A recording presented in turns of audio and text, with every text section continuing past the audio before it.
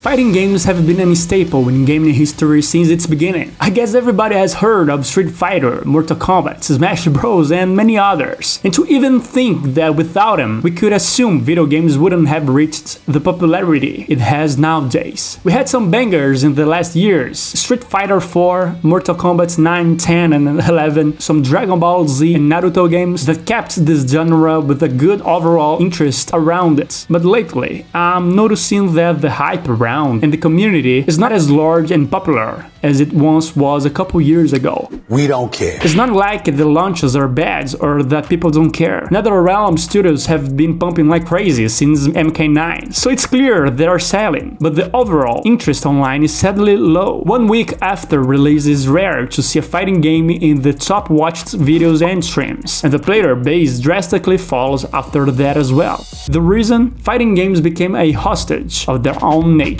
The pinnacle of popularity of this genre was arguably in the arcade and SNES era. The way people engaged with this type of game was in a kind of a casual way. Most people wouldn't spend hours and hours playing non-stop every day or so, and by doing so, your average player wouldn't be able to make complex and sick combos or know how many frames a move has and etc. So the fun in these games was to play amongst friends or people around the arcades with a sort of a ceiling of skill in the game mechanics. How do you get negative points? How's that even possible? As time passed, the way people usually would play games changed as well, to a more consistent way of playing and being able to do it every day for way longer, given the time frame to actually practice the game mechanics in a way more optimized way. Plus that, as time passes, those games became more complex, with more capacity and technology to do so. And now with the main focus on online multiplayer, it's like the whole world have opened up to play matches against each other, and that becomes way more fun, but way more competitive as well. 28 hit combo, that shit? Come on now. And here's the crux of this video. This genre became so optimized, with mechanics so intrinsic, and with a core fan base so passionate about this genre and its complexities, that it becomes a problem for new and casual players to enjoy it and enter the player base. That's enough.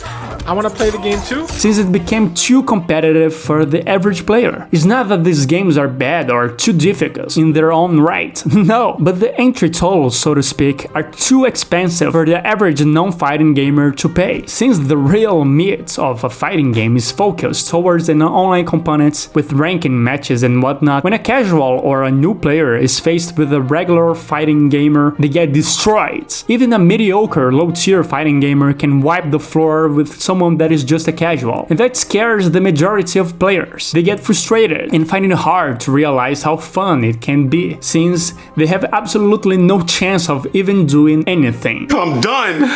You hear me? I am done with this game! Not only that, there's the problem with the complexities of the mechanics, frames, width, zoning, and many other terms and mechanics a new player has to learn to get a chance of actually getting somewhere in the online fun. The mechanics are amazing with a beautiful depth.